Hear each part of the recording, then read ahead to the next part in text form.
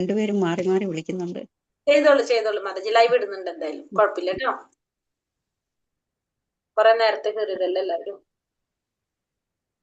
മാതാജി നാളെ പോകുന്നുണ്ട് കുംഭമേളക്ക്. നാളെ പോണ്ടോ? ഹരേ കൃഷ്ണ. കുംഭമേള കാരണം കൊണ്ട് ക്ലാസ്സിൽ ഇപ്പൊ എല്ലാവരും നോക്കി, എല്ലാവരും അവിടെയാ. കുറെ പേര് മെസ്സേജ് ഇട്ടു കുംഭമേളക്ക് പോവാണെന്ന് പറഞ്ഞിട്ട്. ഇന്ന് കുറെ പേര് വന്നിട്ടില്ലല്ലോ, 61 പേര്. അതെ, കുംഭമേളയാണ് ഇപ്പൊ ലീവ് ചെയ്തോട്ടെ. ക്ഷീണ ഇല്ല എല്ലാവർക്കും. ഇത് ചെയ്തോളൂ. ക്ഷീണിച്ചു, കുഴപ്പമില്ല. 10 ശ്ലോകമുള്ളൊന്ന് പറഞ്ഞായിരുന്നുണ്ടോ നേരത്തെ നിങ്ങള്? അതല്ല, ഇന്ന് ഞങ്ങൾ 7 മണിക്ക് റെഡിയായി. അപ്പൊ 7:30 കേട്ടിട്ട് പിന്നെ വെയിറ്റ് ചെയ്യായിരുന്നു. അതെ, അത് കാരണം ക്ഷീണിച്ചു.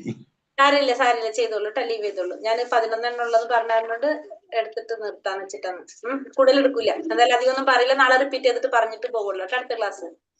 കുഴപ്പമില്ല. അങ്ങനെ ബുദ്ധിമുട്ടുള്ളവർ ഇറങ്ങിക്കോളൂ. ഞാൻ ലൈവ് ഇട്ടും പോയി, അല്ലെങ്കിൽ ഞാൻ എടുക്കൂലായിരുന്നു. അപ്പൊ 11 ജസ്റ്റ് എടുത്തിട്ട് നാളെ എന്തായാലും ഒന്നും കൂടി പറഞ്ഞു തന്നിട്ട് തന്നെ തുടങ്ങുള്ളൂ. ലീവ് ചെയ്യുന്നവർക്ക് നഷ്ടം ഉണ്ടാവില്ല. ഹരേ കൃഷ്ണ. അപ്പൊ എല്ലാവർക്കും പ്രണാമം. ഓം നമോ ഭഗവതേ വാസുദേവായ. ഓം നമോ ഭഗവതേ വാസുദേവായ.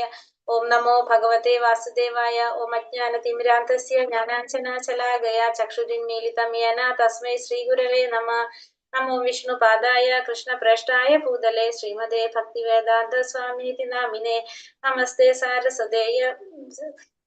സാരസ്വതേ ദേവേ ഗൗരവാണി പ്രചാരിണേ നിർവിശേഷ ശൂന്യവാദി പാശ്ചാത്യ ദേശധാരിണേ.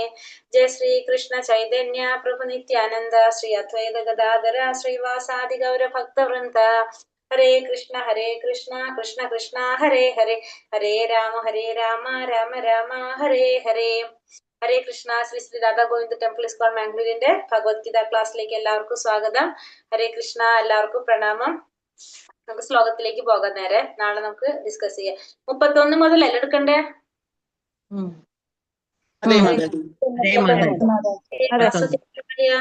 നായം ലോകോ അല്ല നായം യജ്ഞസ്യ കുതോന്യ കുരു സത്തമ. കുരുശ്രേഷ്ഠ, യജ്ഞം അനുഷ്ഠിക്കാതെ ആർക്കും ഈ ലോകത്തിൽ തന്നെ സന്തുഷ്ടിയോടെ ജീവിക്കാനാവില്ല, പിന്നെയല്ലേ പരലോകത്തില്. അപ്പൊ യജ്ഞം അനുഷ്ഠിക്കാതെ ആർക്കും എന്ത് സാധിക്കില്ല? ഈ ലോകത്തില് സന്തുഷ്ടിയായിട്ട് ജീവിക്കാൻ സാധിക്കില്ല. നമ്മൾ എന്ത് ചെയ്തിരിക്കണം? നമുക്ക് ഓരോരുത്തർക്കും പറഞ്ഞിരിക്കുന്ന യജ്ഞം, ഓരോ യുഗത്തിനും ഓരോ യജ്ഞങ്ങൾ പറഞ്ഞിട്ടുണ്ട്. അത് നമ്മള് അനുഷ്ഠിക്കേണ്ടതാണ്, അല്ലാതെ നമുക്ക് ജീവിക്കാനായിട്ട് സാധിക്കില്ല. അപ്പൊ കൃഷ്ണാവബോധം, ഭൗതിക ലോകത്തിലെ എല്ലാ പ്രശ്നങ്ങൾക്കും പരിഹാരമാണ് എന്ത്? കൃഷ്ണാവബോധമാണ്. ഭൗതിക ലോകത്തിലുള്ള എല്ലാ പ്രശ്നങ്ങൾക്കും പരിഹാരം കൃഷ്ണാവബോധം. ഏവം ബഹുവിധാ യജ്ഞ വിതഥാ ബ്രഹ്മണോ മുഖേ കർമ്മജാൻ വിത്തി താൻ സർവം കർമ്മജാൻ വിത്തി താൻ സർവോ നേവം ജ്ഞാത്വാ വിമോക്ഷ്യസേ. പല വിധത്തിലുള്ള യജ്ഞങ്ങളെല്ലാം വേദസമ്മതങ്ങളാണ്. ഇവയെല്ലാം വിവിധ കർമ്മങ്ങളിൽ നിന്നുളവായതുമാണ്. ഈ സത്യം മനസ്സിലാക്കിയാൽ നമുക്ക് മുക്തി നേടാം. അപ്പൊ പലതരത്തിലുള്ള യജ്ഞങ്ങളെല്ലാം എങ്ങനെയാണ്? വേദസമ്മതങ്ങളാണ്. വേദത്തിൽ പറഞ്ഞിരിക്കുന്ന പ്രകാരമാണ് നമ്മൾ എന്ത് ചെയ്യുന്നത്? ഈ യജ്ഞങ്ങളെല്ലാം ചെയ്യുന്നത്. ഈ വിവിധ കർമ്മങ്ങളിൽ നിന്നുള്ളവായിട്ടുള്ളതാണ് ഇതെല്ലാം. ഈ സത്യം മനസ്സിലാക്കി കഴിഞ്ഞാൽ നമുക്ക് മുക്തി നേടാനായിട്ട് സാധിക്കും. ഇപ്പൊ നമുക്ക് കലിയുഗത്തിൽ പറഞ്ഞിരിക്കുന്ന യജ്ഞം ഏതാണ്? നാമസങ്കീർത്തനം അല്ലെ? നാമജപം. നമ്മളെ കലിയുഗത്തില് നമുക്ക് പറഞ്ഞിരിക്കുന്ന നാമജപമാണ്. ഇതൊക്കെ വേദസമ്മതങ്ങളാണ്. വേദത്തിൽ പറഞ്ഞിട്ടുള്ളതാണ് പറയുന്നതെല്ലാം. ശ്രേയാൻ ദ്രവ്യമയാത്യാജ്ഞാന യജ്ഞാത പരം തപ സർവം കർമാഖിലം പാർത്ഥാജ്ഞാനേ പരിസമാപ്യത്തെ. ഹേ ശത്രുഞ്ജയ, ദ്രവ്യയജ്ഞത്തെക്കാൾ ശ്രേഷ്ഠമാണ് ജ്ഞാനയജ്ഞം. ഹേ പാർത്ഥ, സർവ കർമ്മത്യാഗങ്ങളും ഒടുവിൽ ചെന്നെത്തുന്നത് ദിവ്യജ്ഞാനത്തിലാണ്. അപ്പൊ എന്താ പറയുന്നത്? ശത്രുഞ്ജയ, അത് അർജുനനെ വിളിക്കുകയാണ്. ദ്രവ്യയജ്ഞത്തെക്കാൾ, ദ്രവ്യം എന്ന് വെച്ചാൽ സ്വന്തമായിട്ടുള്ളതിനെ ത്യജിക്കുക, അതിനേക്കാളും ശ്രേഷ്ഠമാണ് എന്ത്? ജ്ഞാനയജ്ഞം, ജ്ഞാനം നേടുന്ന യജ്ഞം. ഹേ പാർത്ഥ, സർവ കർമ്മത്യാഗങ്ങളും എവിടേക്കാണ് ഒടുവിലെത്തുന്നത്? ദിവ്യജ്ഞാനത്തിലേക്കാണ്. എന്താണ് ആ ദിവ്യജ്ഞാനം? ഭഗവാനെ കുറിച്ചുള്ള അറിവ്, അതീന്ദ്രിയ ജ്ഞാനം. അതിലേക്കാണ് എല്ലാതും ചെന്നെത്തുന്നത്. പൂർണ്ണജ്ഞാനത്തിൽ എത്തിച്ചേരുകയും ലൗകിക ദുരിതങ്ങളിൽ നിന്ന് മോചനം നേടുകയും അവസാനം അതീന്ദ്രിയ പ്രേമത്തോടുള്ള ഭഗവത് സേവനത്തിൽ മുഴുകുകയാണ് എല്ലാ യജ്ഞങ്ങളുടെയും ഉദ്ദേശം. അപ്പൊ എല്ലാ യജ്ഞങ്ങളുടെയും ലക്ഷ്യം എന്താണ്? അപ്പൊ ആ ഭഗവാനോടുള്ള അതീന്ദ്രിയമായ പ്രേമത്തില് ആ ഭഗവത് സേവനത്തിൽ മുഴുകുക എന്നുള്ളതാണ് എല്ലാ യജ്ഞങ്ങളുടെ ഉദ്ദേശം. എല്ലാത്തിന്റെയും സാക്ഷാത്കാരം നേടാന്ന് പറഞ്ഞാൽ ആത്മസാക്ഷാത്കാരം നേടാം. അതായത് അതീന്ദ്രിയമായിട്ടുള്ള പ്രേമത്തോടെ ഭഗവാന്റെ സേവനം ചെയ്യാന്നുള്ളതാണ് എല്ലാ യജ്ഞങ്ങളുടെയും ഉദ്ദേശം പറയുന്നത്. ഇത് നമ്മളെ ഭൗതികമായിട്ടുള്ള ദുരിതങ്ങളിൽ നിന്ന് മോചനം തരുന്നു. തദ്വിധി പ്രണിപാതേന പരിപ്രശ്നേന സേവയാ ഉപദേശന്തി തേ ജ്ഞാനം ജ്ഞാനിന തത്വദർശിനഃ. ഒരു ആധ്യാത്മിക ഗുരുവിനെ സമീപിച്ച് സത്യത്തെ കുറിച്ച് അറിയാൻ ശ്രമിക്കണം. അദ്ദേഹത്തെ സേവിക്കുക, അദ്ദേഹത്തിൽ നിന്ന് വിനയപൂർവ്വം ചോദിച്ചറിയുക. ആത്മസാക്ഷാത്കാരം ലഭിച്ച ഒരാൾ സത്യം കണ്ടറിഞ്ഞിരിക്കുകയാൽ അദ്ദേഹത്തിന് ജ്ഞാനോപദേശം ചെയ്യാൻ കഴിവുണ്ട്. അപ്പൊ നമ്മൾ എന്ത് ചെയ്യണം? ആ ഒരു ജ്ഞാനം നേടണമെങ്കിൽ നമുക്ക് ആര് വേണം? ഒരു ഗുരു വേണം. ആ ഗുരുവിനെ സമീപിച്ച് ആ ഗുരുവിൽ നിന്ന് വേണം നമ്മൾ എന്ത് നേടാൻ? ആ ജ്ഞാനം നേടാനായിട്ട്. കാരണം ആത്മസാക്ഷാത്കാരം ലഭിച്ച ഒരാള് സത്യം കണ്ടറിഞ്ഞിരിക്കുന്നത് കൊണ്ട് തന്നെ അദ്ദേഹത്തിന് ആ ജ്ഞാനോപദേശം ചെയ്യാനുള്ള കഴിവുണ്ടായിരിക്കും. സ്വതന്ത്രമായ ഗ്രന്ഥ പഠനങ്ങളാകട്ടെ ആധ്യാത്മിക പുരോഗതിക്ക് ആരെയും സഹായിക്കില്ല. അപ്പൊ നമ്മൾ സ്വന്തമായിട്ട് ഇരുന്ന് പഠിക്കാന്ന് വിചാരിക്കും ഭഗവത്ഗീത ഒക്കെ. പക്ഷെ നമുക്ക് അതുകൊണ്ട് എന്തുണ്ടാവില്ല? ആത്മീയമായ പുരോഗതി നമുക്ക് ഉണ്ടാവില്ല അങ്ങനെ പഠിക്കുന്നത് കൊണ്ട്. ജ്ഞാനസിദ്ധിക്ക് വിശ്വാസിനായ ഒരു ആചാര്യനെ സമീപിക്കുക തന്നെ വേണം. അപ്പൊ നമുക്ക് അറിവ് നേടണമെങ്കിൽ എന്ത് വേണം? ഒരു വിശ്വാസിനായിട്ടുള്ള ഒരു ആചാര്യനെ നമ്മൾ സമീപിച്ചിരിക്കണം. ഭൃത്യനെ പോലെ ദുരഭിമാനം ത്യജിച്ച് സേവിക്കുകയും വേണം. ആത്മസാക്ഷാത്കാരം നേടിയ ആധ്യാത്മിക ഗുരുവിന്റെ സംതൃപ്തി എത്രേ ആത്മീയ ജീവിത പുരോഗതിയുടെ രഹസ്യം. അപ്പൊ നമ്മൾ എന്ത് വേണം? ആ ഗുരുവിനെ സേവനത്തോടെ, സേവന മനോഭാവത്തോടെ ആയിരിക്കണം, ഒരു ഭൃത്യനെ പോലെ ആയിരിക്കണം നമ്മൾ ഗുരുവിനെ സമീപിക്കേണ്ടത്. നമ്മുടെ ആ ഗുരുവിനെ സംതൃപ്തിപ്പെടുത്തുക എന്നുള്ളതാണ് നമ്മുടെ ആത്മീയമായ ജീവിതത്തിന്റെ പുരോഗതിയുടെ രഹസ്യം എന്ന് പറയുന്നത്. ഗുരുവിനെ സന്തോഷിപ്പിക്കുക എന്നുള്ളതാണ്. ഗുരു പറയുന്നത് അനുസരിക്കുക, അതാണ് നമ്മൾ ചെയ്യേണ്ടത്. അതാണ് നമ്മുടെ ആത്മീയമായ ജീവിതത്തിന് പുരോഗതി ഉണ്ടാക്കുന്നത്. വിനയവും സത്യാന്വേഷണവുമാണ് ആത്മീയ ജ്ഞാനത്തിന് അനുയോജ്യമായ രണ്ട് ഘടകങ്ങൾ. എന്തൊക്കെയാണ് ആത്മീയ ജ്ഞാനത്തിന്റെ ആവശ്യമായിട്ടുള്ള രണ്ട് ഘടകങ്ങള്? ഒന്ന് വിനയം, രണ്ടാമത്തത് സത്യാന്വേഷണം. ഈ രണ്ട് കാര്യങ്ങളാണ് ആത്മീയമായ ജ്ഞാനത്തിന് അനുയോജ്യമായിട്ടുള്ള രണ്ട് ഘടകങ്ങള്. വിനയവും സേവനവും ഇല്ലാതെ ആത്മീയ ഗുരുവിനോടുള്ള അന്വേഷണങ്ങൾ ഫലപ്രദമാകുന്നില്ല. അപ്പൊ നമുക്ക് വിനയഭാവം ഇല്ലാതെ, സേവന മനോഭാവം ഇല്ലാതെ ഒരിക്കലും ആത്മീയ ഗുരുവിനോടുള്ള അന്വേഷണങ്ങൾ നമുക്ക് എന്താവില്ല? ഫലപ്രദമാകുന്നില്ല. ഗുരുവിന്റെ പരീക്ഷണത്തിൽ ശിഷ്യൻ ജയിക്കേണ്ടതുണ്ട്. അങ്ങനെ ശിഷ്യന്റെ ആഗ്രഹം നിർവ്യാജമെന്ന് ബോധ്യപ്പെട്ടാൽ കലർപ്പില്ലാത്ത ആത്മീയ ജ്ഞാനം നൽകി ഗുരു അയാൾ അനുഗ്രഹിക്കും. അപ്പൊ ഗുരുവിന്റെ പരീക്ഷണത്തിൽ ശിഷ്യൻ വിജയിക്കേണ്ടത് ആവശ്യമാണ്.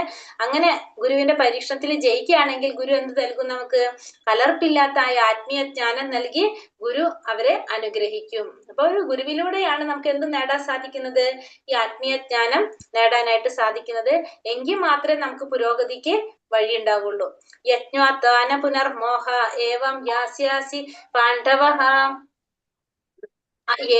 യേന പൂത്യാന ശേഷേണ ദ്രക്ഷ്യസ്യാത്മന്യഥോ മയി.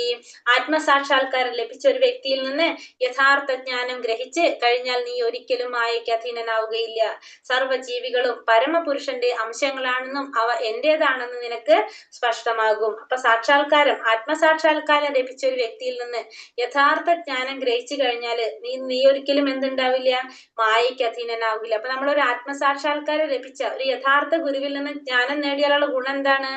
പിന്നെ നമ്മൾ ഒരിക്കലും മായയ്ക്ക് അധീനനാകുന്നില്ല. അപ്പൊ നമുക്ക് പിന്നെ ഒരിക്കലും മായയ്ക്ക് അധീനനാകുന്നില്ല. സർവ്വജീവികളും പരമപുരുഷന്റെ അംശങ്ങളാണെന്നും അവ എന്റേതാണെന്നും നിനക്ക് സ്പഷ്ടമാകും. അപ്പൊ മാത്രമല്ല നിനക്ക് എന്ത് മനസ്സിലാക്കാൻ സാധിക്കും? എല്ലാം എന്റെ അംശങ്ങളാണ്, എല്ലാം എന്റേതാണെന്ന് നിനക്ക് മനസ്സിലാക്കാനായിട്ട് സാധിക്കും. എങ്ങനെയാണെങ്കിൽ? ആത്മസാക്ഷാത്കാരം ലഭിച്ച ഒരു യഥാർത്ഥ ഗുരുവിൽ നിന്ന് നമ്മൾ ജ്ഞാനം സ്വീകരിക്കുകയാണെങ്കിൽ അപ്പൊ നമ്മൾ ഒരിക്കലും മായയ്ക്ക് അധീനനാകുന്നുമില്ല.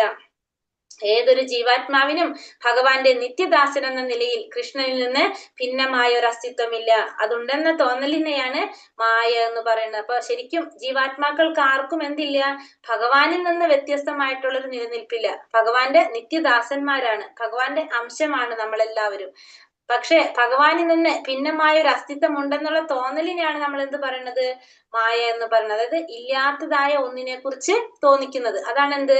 മായ എന്ന് പറയുന്നത്. ഇല്ലാത്ത ഒന്നിനെ കുറിച്ച് തോന്നുന്നതാണ് എന്ത്? മായ എന്ന് പറയുന്നത്. അപ്പി ചേതസ്തി പാപേഭ്യ സർവേഭ്യ പാപകൃത്തമഃ സർവം ജ്ഞാനപ്ലവേനൈവ രചീനം സംതരിഷ്യസി. പാപികളിൽ വെച്ച് മഹാപാപിയാണെന്നിരിക്കലും അതീന്ദ്രിയ ജ്ഞാനമാകുന്ന തോണിയിൽ സ്ഥിതി ചെയ്യുമ്പോൾ നിനക്ക് ഈ ദുഃഖ സമുദ്രം തരണം ചെയ്യാൻ സാധിക്കും. അപ്പൊ പാപികളിൽ വെച്ച് മഹാപാപിയാണെന്നിരിക്കലും അതീന്ദ്രിയമായ ജ്ഞാനമാകുന്ന തോണിയിൽ സ്ഥിതി ചെയ്യുമ്പോൾ നിനക്ക് എന്ത് സാധിക്കും? ഈ ദുഃഖ സമുദ്രം തരണം ചെയ്യാൻ സാധിക്കും. ഇപ്പൊ നമ്മള് പാപികളിൽ വെച്ച് മഹാപാപിയാണ്. അപ്പോൾ നമ്മൾ എന്ത് ചെയ്താല് ഈ അതീന്ദ്രിയ ജ്ഞാനമാകുന്ന തോണിയിൽ നമ്മൾ സ്ഥിതി ചെയ്യുകയാണെങ്കിൽ നമുക്ക് എന്ത് സാധിക്കും?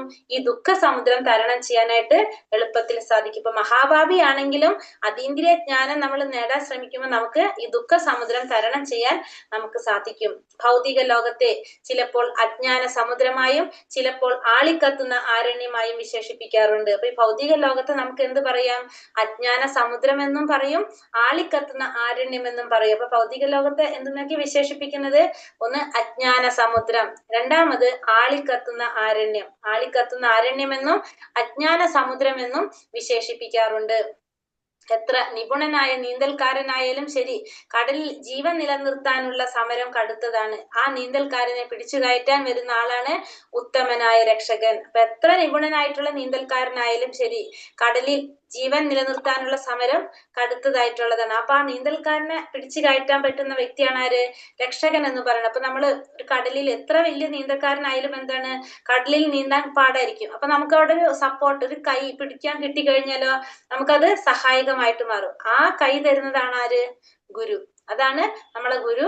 ആ വ്യക്തിയാണ് ആര്? ഉത്തമനായിട്ടുള്ള രക്ഷകൻ എന്ന് പറയുന്നത്. യഥൈതാംസി സമിത്യോഗ്നിർ ഭസ്മാസാത് കുരുതേ അർജുന ജ്ഞാനാഗ്നി സർവകർമാണി ഭസ്മസാത് കുരുതേ തഥാ. അല്ലയോ അർജുന, കത്തുന്ന തീ വിറകിനെന്ന പോലെ ജ്ഞാനമാകുന്ന അഗ്നി സർവകർമ്മ ഫലങ്ങളെയും ഭസ്മമാക്കുന്നു. എപ്രകാരമാണോ കത്തുന്ന തീ വിറകിനെ ഇല്ലാതാക്കുന്നത്, അതേപോലെ തന്നെ ജ്ഞാനമാകുന്ന അഗ്നി കൊണ്ട് എന്ത് ചെയ്യും? സർവകർമ്മ പാപങ്ങളെയും ഭസ്മമാക്കുന്നു. അപ്പൊ നമ്മുടെ ജ്ഞാനമാകുന്ന അഗ്നി കൊണ്ട് നമ്മുടെ സർവ കർമ്മഫലങ്ങളെയും ഇല്ലാതാക്കാനായിട്ട്, ഭസ്മമാക്കാനായിട്ട് എന്തിനു സാധിക്കും?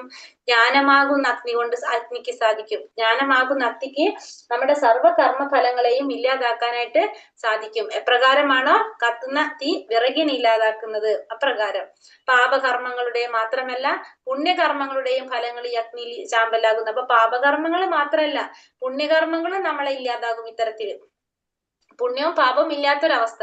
അപ്പോഴാണ് നമുക്ക് എങ്ങോട്ട് പോകാൻ പറ്റുന്നത്? ഈ ഭൗതിക ലോകത്തിൽ നിന്ന് പോകാനായിട്ട് സാധിക്കുന്നത്.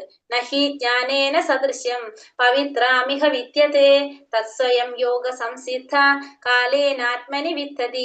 ഈ ലോകത്തിൽ അതീന്ദ്രിയ ജ്ഞാനം പോലെ പരിശുദ്ധവും ശ്രേഷ്ഠവുമായ ഒന്നും മറ്റൊന്നില്ല. ആ ജ്ഞാനം ആധ്യാത്മിക ദർശനത്തിന്റെ പരിപ്പൊക്ക ഫലമാണ്. ഭക്തിയോഗ പരിശീലനത്തിൽ പ്രാവീണ്യം നേടിയ ഒരാൾക്ക് കാലക്രമേണ ഈ ജ്ഞാനം സ്വയം ആസ്വദിക്കാൻ കഴിയും. അപ്പൊ ഈ ലോകത്തില് അതീന്ദ്രിയ ജ്ഞാനം പോലെ പരിശുദ്ധവും ശ്രേഷ്ഠവുമായിട്ടുള്ള വേറെ ഒന്നുമില്ല. ഏറ്റവും ഈ ലോകത്തിൽ അതീന്ദ്രിയ ജ്ഞാനം പോലെ പരിശുദ്ധമായിട്ടുള്ളതും ശ്രേഷ്ഠമായിട്ടുള്ളതും അതീന്ദ്രിയ ജ്ഞാനത്തിനെ പോലെ വേറെ ഒന്നുമില്ല. ആ ജ്ഞാനം എന്താണ്? ആധ്യാത്മിക ദർശനത്തിന്റെ പരിപക്വ ഫലമാണ്. ആധ്യാത്മിക ദർശനത്തിന്റെ പരിപക്വമായിട്ടുള്ള ഏറ്റവും പഴുത്ത ഫലമാണ് എന്ത്? ഈ പറഞ്ഞ അതീന്ദ്രിയ ജ്ഞാനം. ഭക്തിയോഗ പരിശീലനത്തിൽ പ്രാവീണ്യം നേടിയ ഒരാൾക്ക് കാലക്രമേണ ഈ ജ്ഞാനം സ്വയം ആസ്വദിക്കാൻ സാധിക്കും. അപ്പൊ ഭക്തിയോഗത്തില് പരിശീലനം നേടിക്കഴിഞ്ഞ ആ വ്യക്തിക്ക് എന്ത് സാധിക്കും? ഈ ജ്ഞാനം സ്വയം ആസ്വദിക്കാനായിട്ട് സാധിക്കും. ശ്രദ്ധാവാം ലഭ്യതേ ജ്ഞാനം തത്പരാ സംയതേന്ദ്രിയഃ ജ്ഞാനം ലബ്ധ്വാ പരാം ശാന്തി അചിരേണാധിഗച്ഛതി. ഇന്ദ്രിയ സംയമനം ചെയ്തവനും ദിവ്യജ്ഞാനത്തിന് വേണ്ടി സ്വയം സമർപ്പിച്ചവനും ശ്രദ്ധായുക്തനുമായ ഒരു വ്യക്തി ആ ജ്ഞാനത്തിന് അർഹൻ തന്നെ. അത് ലഭിച്ചാൽ അയാൾക്ക് വേഗത്തിൽ പരമമായ ആധ്യാത്മിക ശാന്തി കൈവരും. അപ്പൊ ഇന്ദ്രിയ സംയമനം ചെയ്തവനും ദിവ്യജ്ഞാനത്തിന് വേണ്ടി സ്വയം സമർപ്പിച്ചവനും, ഒന്ന് ഇന്ദ്രിയ സംയമനം ചെയ്തവൻ, ഒന്ന് ദിവ്യമായ ജ്ഞാനത്തിന് വേണ്ടി സ്വയം സമർപ്പിച്ചവനും എന്താണ്? ശ്രദ്ധായുക്തനുമായിട്ടുള്ള ആ വ്യക്തിക്ക് ഈ ജ്ഞാനത്തിന് അർഹൻ തന്നെ. അപ്പൊ എങ്ങനെയുള്ള വ്യക്തിക്കാണ് ഈ അതീന്ദ്രിയ ജ്ഞാനം നേടാൻ അർഹതയുള്ളത്? ഒന്ന് ഇന്ദ്രിയങ്ങളെ നിയന്ത്രിച്ച വ്യക്തി, ഒന്ന് ദിവ്യജ്ഞാനത്തിന് വേണ്ടി സ്വയം സമർപ്പിച്ചവൻ, ശ്രദ്ധായുക്തനായിട്ടുള്ള വ്യക്തി. അങ്ങനെയുള്ള വ്യക്തിക്ക് ഈ ജ്ഞാനം നേടാനായിട്ട് അർഹനാണ്. അത് ലഭിച്ചാൽ അയാൾ വേഗത്തിൽ പരമമായ ആധ്യാത്മിക ശാന്തി നേടും. അപ്പൊ അങ്ങനെ ആവുമ്പോ ആ വ്യക്തിക്ക് എന്ത് നേടാൻ സാധിക്കും? പരമമായിട്ടുള്ള ആധ്യാത്മിക ശാന്തി നേടാനായിട്ട് സാധിക്കും. അപ്പൊ നമ്മൾ ഈ അതീന്ദ്രിയ ജ്ഞാനം നേടണമെങ്കിൽ നമുക്ക് എങ്ങനെ ഉണ്ടാവണം? നമ്മൾ എങ്ങനെ ആവണം? ഇന്ദ്രിയ നിയന്ത്രണം ചെയ്തവനായിരിക്കണം. ചെയ്തു വരണം. പിന്നെ ദിവ്യമായ ജ്ഞാനത്തിന് സ്വയം സമർപ്പിച്ചവനായിരിക്കണം. നമ്മൾ അതിനു വേണ്ടിയിട്ട് നമുക്ക് ആഗ്രഹം ഉണ്ടായിരിക്കണം. ശ്രദ്ധായുക്തനുമായിട്ടുള്ള ഒരു വ്യക്തിയായിരിക്കണം. അങ്ങനെയുള്ള ഒരു വ്യക്തിക്കാണ് ഈ അതീന്ദ്രിയ ജ്ഞാനം നേടാൻ അർഹനായിട്ടുള്ള വ്യക്തി. ഇപ്പൊ ശ്രദ്ധാവാൻ എന്ന് പറഞ്ഞാൽ എന്താണ്? കൃഷ്ണാവബോധപൂർവം പ്രവർത്തിക്കുന്നത് കൊണ്ട് മാത്രം ആത്യന്തികമായ പൂർണ്ണതയിലെത്തുമെന്ന് ഉറപ്പുള്ള വ്യക്തിയെ ശ്രദ്ധാവാൻ എന്ന് പറയുന്നു. അപ്പൊ കൃഷ്ണാവബോധം പൂർവം പ്രവർത്തിക്കുന്നത് കൊണ്ട് ആത്യന്തികമായിട്ടുള്ള പൂർണ്ണതയിലെത്തും എന്ന് ഉറപ്പുണ്ടെങ്കിൽ നമുക്ക് ആ വ്യക്തി എന്ത് പറയാം? ശ്രദ്ധാവാൻ എന്ന് പറയാം. അപ്പൊ കൃഷ്ണാവബോധത്തോടെ പ്രവർത്തിക്കുന്നത് കൊണ്ട് ആത്യന്തികമായ പരിപൂർണതയിലേക്ക് എത്താൻ സാധിക്കുമെന്ന് ഉറപ്പുള്ള വ്യക്തിയാണ് എന്ത് പറയുന്നത്? ശ്രദ്ധാവാൻ എന്ന് പറയുന്നത്. അജ്ഞശ്ച ശ്രദ്ധാനശ്ച സംശയാത്മാ വിനശ്യതി നായം ലോകേസ്തിന പരോ ന സുഖം സംശയാത്മനഃ. കർമ്മശാസ്ത്രങ്ങളെ സംശയദൃഷ്ടിയെ വീക്ഷിക്കുന്ന അജ്ഞരും അവിശ്വാസികളായവർക്ക് ഈശ്വരാവബോധം ലഭിക്കില്ല. അവർ അധപതിക്കുന്നു. സംശയാലുവായ ജീവന് ഇഹലോകത്തിലും പരലോകത്തിലും സന്തുഷ്ടി ലഭ്യമല്ല. ഇനി ധർമ്മശാസ്ത്രങ്ങളെ സംശയത്തോടെ വീക്ഷിക്കുന്നവർക്ക്, അജ്ഞരായവർക്ക്, അവിശ്വാസികളായവർക്ക് എന്തുണ്ടാവില്ല? ഒരിക്കലും ഈശ്വരാവബോധം ലഭിക്കില്ല. അവർക്ക് അധപതനാണ് സംഭവിക്കുന്നത്. അങ്ങനെ സംശയാലുവായിട്ടുള്ള ഒരു ജീവന് ഇഹലോകത്തിലായാലും പരലോകത്തിലായാലും എന്ത് ലഭിക്കില്ല? സന്തുഷ്ടി ഉണ്ടാവില്ല. അപ്പൊ ധർമ്മശാസ്ത്രങ്ങളെ സംശയത്തോടെ വീക്ഷിക്കുന്നവർക്കും അജ്ഞരായവർക്കും അവിശ്വാസികളായവർക്കും ഈശ്വരാവബോധം ഒരിക്കലും ലഭിക്കാൻ പോകുന്നില്ല. അവർ അധിപതിക്കും. ഈ സംശയാലുവായിട്ടുള്ള ജീവന് ഇഹലോകത്തിലായാലും ശരി പരലോകത്തിലായാലും ശരി എന്താണ്? ഒരിക്കലും സന്തുഷ്ടി ഉണ്ടാകുന്നില്ല. യോഗ സന്യസ്ത കർമാണാം ജ്ഞാന സംഛിന്ന സംശയം ആത്മവന്തം ന കർമാണി നിപതന്തി ധനഞ്ജയ. അല്ലയോ ധനഞ്ജയ, തന്റെ കർമ്മഫലങ്ങൾ ത്യജിച്ച് ഭക്തിയുടെ സേവനത്തിൽ ഏർപ്പെടുന്നവൻ ആധ്യാത്മിക ജ്ഞാനത്താൽ സംശയങ്ങളെല്ലാം നീങ്ങി യഥാർത്ഥത്തിൽ ആത്മാവിൽ സ്ഥിതി ചെയ്യുന്നു. അപ്രകാരം അയാൾ കർമ്മഫലങ്ങളാൽ ബന്ധിക്കപ്പെടുന്നില്ല. അപ്പൊ ധനഞ്ജയ എന്താ പറയുന്നത്? തന്റെ കർമ്മഫലങ്ങൾ ത്യജിച്ച് ഭക്തിയുടെ സേവനത്തിൽ ഏർപ്പെടുന്നവൻ ആധ്യാത്മിക ജ്ഞാനത്താൽ സംശയങ്ങളെല്ലാം നീങ്ങി യഥാർത്ഥത്തിൽ ആത്മാവിൽ സ്ഥിതി ചെയ്യുന്നു. അപ്രകാരം അയാൾ കർമ്മഫലങ്ങളാൽ ബന്ധിക്കപ്പെടുന്നില്ല. അപ്പൊ അങ്ങനെയുള്ള വ്യക്തിക്ക് എന്തുണ്ടാവുന്നില്ല? കർമ്മത്തിന്റെ ഫലങ്ങളാൽ അയാള് ബന്ധിക്കപ്പെടുന്നില്ല. പരമദിവ്യോത്തമ പുരുഷനായ ഭഗവാൻ സ്വയം അരുളി ചെയ്ത ഗീതോപദേശം അതേപടി അനുസരിക്കുന്ന വ്യക്തി അതീന്ദ്രിയ ജ്ഞാനത്തിന്റെ കാരുണ്യത്താൽ എല്ലാ സംശയങ്ങളിൽ നിന്നും മുക്തനാകുന്നു. അപ്പൊ ഭഗവാനിൽ നിന്ന് സ്വയം അരുളി ചെയ്തിട്ടുള്ള ഈ ഗീതോപദേശം അത് അതേപടി അനുസരിക്കുന്ന വ്യക്തിക്ക് എന്ത് സാധിക്കും? അതീന്ദ്രിയ ജ്ഞാനത്തിന്റെ ആ കാരുണ്യം കൊണ്ട് എല്ലാ സംശയങ്ങളും നേടി മുക്തനാകാനായിട്ട് സാധിക്കും. അപ്പൊ ഭഗവാൻ അരുളി ചെയ്ത ഈ ഭഗവത്ഗീത അനുസരിക്കുന്ന ഒരു വ്യക്തിക്ക് ആ അതീന്ദ്രിയ ജ്ഞാനം നേടിക്കൊണ്ട് എന്ത് സാധിക്കും? സംശയങ്ങളിൽ നിന്നെല്ലാം മുക്തനാകാനായിട്ട് സാധിക്കും. തസ്മാത്, അതുകൊണ്ട് എന്ത് ചെയ്യണം? തസ്മാത് അജ്ഞാന സംഭൂതം ഹൃദസ്ഥം ജ്ഞാനാസിനാത്മനഃ ചിത്വൈനം സംശയം യോഗം ആതിഷ്ഠോതിഷ്ഠ ഭാരത. അങ്ങനെ അജ്ഞാനത്താൽ നിനക്കുണ്ടായ സംശയങ്ങളെ ജ്ഞാനത്തിന്റെ വാൾ കൊണ്ടറുത്ത് യോഗാനിഷ്ഠനായി എഴുന്നേൽക്കൂ, ഭാരത യുദ്ധം ചെയ്യൂ. അപ്പൊ അതുകൊണ്ട് നീ എന്ത് ചെയ്യണം? അജ്ഞാനം കൊണ്ട് നിനക്കുണ്ടായിട്ടുള്ള സംശയങ്ങളെ ജ്ഞാനത്തിന്റെ വാൾ കൊണ്ടറുത്ത് യോഗാനിഷ്ഠനായിട്ട് എഴുന്നേൽക്കൂ, ഭാരത യുദ്ധം ചെയ്യൂ എന്ന് പറഞ്ഞു. അജ്ഞാനം കൊണ്ട് നിനക്കുണ്ടായ സംശയങ്ങള് ജ്ഞാനത്തിന്റെ വാള് കൊണ്ട് അറുത്തിട്ട് യോഗാനിഷ്ഠനായിട്ട് എഴുന്നേൽക്കൂ, ഭാരത യുദ്ധം ചെയ്യൂ എന്നാ പറയണം. അപ്പൊ അജ്ഞാനം കൊണ്ട് നമുക്ക് ഉണ്ടാവുന്ന സംശയങ്ങൾ എന്തുകൊണ്ട് അറുത്ത് കളയണം? ജ്ഞാനത്തിന്റെ വാള് കൊണ്ട് അറക്കണം. എന്നിട്ട് യുദ്ധം ചെയ്യാനാ പറയണത്. ജീവസത്തയുടെ സാർവകാലികമായ പ്രവർത്തനം അഥവാ സനാതന യോഗം എന്നാണ് ഈ അധ്യായത്തിൽ പ്രസ്താവിക്കപ്പെട്ട യോഗ പദ്ധതിയുടെ പേര്. ഇപ്പൊ സാർവകാലിക പ്രവർത്തനം അല്ലെങ്കിൽ സനാതന യോഗം എന്നാണ് ഇതില് പറയുന്നത്. വ്യക്തിപരമായ നേട്ടങ്ങൾക്ക് വേണ്ടി മറ്റുള്ളവരെ വഴിതെറ്റിക്കുന്ന സ്വാർത്ഥ താല്പര്യത്തെ സൂക്ഷിക്കുക. ഇപ്പൊ വ്യക്തിപരമായിട്ടുള്ള നേട്ടങ്ങൾക്ക് വേണ്ടിയിട്ട് മറ്റുള്ളവരെ തെറ്റായ വഴിക്ക് കൊണ്ടുപോകുന്ന സ്വാർത്ഥ താല്പര്യം അവരെ സൂക്ഷിക്കണം. ഭഗവാൻ നിശ്ചയമായും പരമപുരുഷൻ തന്നെ. അവിടുത്തെ പ്രവർത്തനങ്ങൾ അതീന്ദ്രിയങ്ങളും. ഇതറിഞ്ഞവൻ ഗീതാധ്യായനത്തിന്റെ ആരംഭം മുതൽക്കേ വിമുക്തനാകുന്നു. അപ്പൊ ഭഗവാനാണ് പരമദിവ്യോത്തമ പുരുഷൻ. ഭഗവാന്റെ പ്രവർത്തനങ്ങളെല്ലാം അതീന്ദ്രിയങ്ങളാണ്. ഇത് മനസ്സിലാക്കുന്ന വ്യക്തി എന്താണ്? ഗീതാധ്യായനത്തിന്റെ ആരംഭം മുതൽക്ക് തന്നെ വിമുക്തനാകുന്നവരായിരിക്കും. അപ്പൊ നമ്മൾ ആദ്യം തന്നെ മനസ്സിലാക്കേണ്ടതാണ്, ഭഗവാൻ പരമദിവ്യോത്തമ പുരുഷനാണ്. ഭഗവാന്റെ പ്രവർത്തനങ്ങളെല്ലാം എന്താണ്? അതീന്ദ്രിയങ്ങളാണ്. അങ്ങനെ മനസ്സിലാക്കി കഴിഞ്ഞാൽ, ആദ്യം മുതൽക്ക് മനസ്സിലാക്കി കഴിഞ്ഞാൽ നമുക്ക് എന്താണ്? വിമുക്തനാകാനായിട്ട് സാധിക്കും. ഇതറിഞ്ഞവൻ ഗീതാധ്യാനത്തിന്റെ ആരംഭം മുതൽക്ക് തന്നെ വിമുക്തനാകുന്നു. ഹരേ കൃഷ്ണ കൃഷ്ണ കൃഷ്ണ ഹരേ ഹരേ, ഹരേ രാമ രാമ രാമ ഹരേ ഹരേ. പഞ്ചാകൽപതരൂപേശ കൃപാ സിന്ധോഭ്യേവ ച പതിതാനാം പാവനേഭ്യോ വൈഷ്ണവേഭ്യോ നമോ നമ. അനന്ത കോടി വൈഷ്ണവ വൃന്ദ की जय, श्रील प्रभुपाद की जय, गुरुदेव की जय, निताय गौर प्रमानंदे। हरि हरि बोल। हरे कृष्णा ഹരേ കൃഷ്ണ. ഹരേ കൃഷ്ണ. ക്വസ്റ്റ്യൻ ആൻസറിൽ ബാക്കി സെൻസർ വന്നിട്ടുണ്ടോ? അപ്പൊ ചെയ്തോണ്ടിരിക്കല്ലായിരുന്നു. നമ്മൾ എത്ര വരെ എത്തിയിട്ടുണ്ടായിരുന്നു? ലാസ്റ്റ് 31 തൊട്ടല്ലേ? ഭൗതിക ലോകത്തിലെ എല്ലാ പ്രശ്നങ്ങൾക്കുള്ള പരിഹാര മാർഗം ഏതാണ്?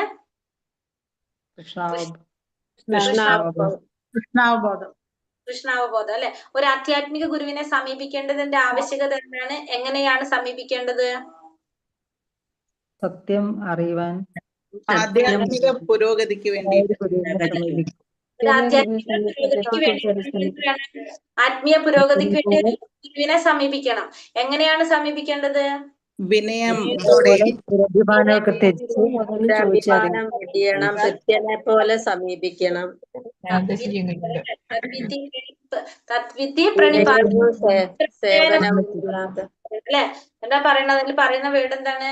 തദ്വിധി പ്രണിപാതേന പരിപ്രശ്നേന സേവയ എന്ന് പറഞ്ഞത്. അതായത് പരിപ്രശ്നേന താഴ്മയോടെ ചോദിക്കണം. സേവ ചെയ്തുകൊണ്ട് പരിപ്രശ്നേന സേവയ എന്ന് പറയണത്. അപ്പൊ നമ്മള് പ്രണിപാതേന എന്ന് വെച്ചിട്ടുണ്ടെങ്കിൽ ആ ഗുരുവിനെ സമീപിച്ച് നമ്മള് നമസ്കാരം ചെയ്യില്ലേ? എന്താ പറയാ, പഞ്ചാംഗ നമസ്കാരം, ദണ്ഡ നമസ്കാരം ഒക്കെ ചെയ്യില്ലേ? അങ്ങനെ നമസ്കാരം ചെയ്തുകൊണ്ട് വിനയപൂർവ്വം ചോദിക്കണം എന്നാണ് പറയുന്നത്. പരിപ്രശ്നേന സേവയ. ഭൗതിക ലോകത്തിനെ എങ്ങനെയെല്ലാം വിശേഷിപ്പിക്കുന്നു? അജ്ഞാന സമുദ്രവും ആളിക്കത്തുന്ന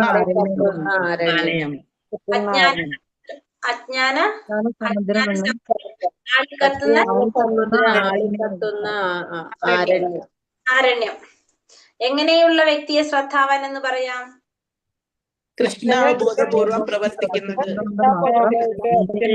അടക്കിയ വ്യക്തി, പൂർണ്ണതയിൽ എത്താമെന്ന് ഉറപ്പുള്ളവനെ ശ്രദ്ധാവാൻ എന്ന് പറയാം. കൃഷ്ണാവബോധത്തോടെ ആത്യന്തികമായ പരിപൂർണതയെ എത്താൻ സാധിക്കുന്നവനെ ശ്രദ്ധാവാൻ എന്ന് പറയുന്നു. കൃഷ്ണാവബോധത്തിലൂടെ നമുക്ക് എന്ത് ചെയ്യാം? ആത്യന്തിക പരിപൂർണതയിലേക്ക് ഉറപ്പുള്ളത് അല്ലെ. കൃഷ്ണാവബോധത്തിലൂടെ മാത്രമൊന്നുമില്ലേ? ഉണ്ടോ? ഉണ്ട്. കൃഷ്ണാവബോധം പൂർവ്വം പ്രവർത്തിക്കുന്നത് കൊണ്ട് മാത്രം ആത്യന്തികമായ പൂർണ്ണതയിൽ എത്താമെന്ന് ഉറപ്പുള്ളവനെ ശ്രാദ്ധവാൻ എന്ന് വിളിക്കുന്നു. ഒന്നും ചെയ്യണ്ട, ഇത് മാത്രം ചെയ്താൽ തന്നെ പരിപൂർണതയിൽ എത്താമെന്ന് ഉറപ്പുള്ളവര്. ഇപ്പൊ നമ്മൾ കുറെ കാര്യങ്ങൾ ചെയ്യില്ല. നമ്മൾ കുറച്ച് വേറെ ചെയ്യും, കുറെ ഇത് ചെയ്യും, കുറെ അത് അങ്ങനെയൊക്കെ ചെയ്യുമല്ലോ. അതൊന്നും ചെയ്യണ്ട. ഇത് മാത്രം ചെയ്താൽ പരിപൂർണതയിൽ എത്താൻ പറ്റും എന്ന് ഉറപ്പുണ്ടെങ്കിൽ നമ്മ അവര് എന്തെന്ന് പറയാം? ശ്രദ്ധാവാൻ എന്ന് പറയാം. നമ്മൾ ശ്രദ്ധാവാൻ സ്റ്റേജ് എത്തിയിട്ടില്ല അല്ലെ? എത്തിയിട്ടോ? ഹരേ കൃഷ്ണ.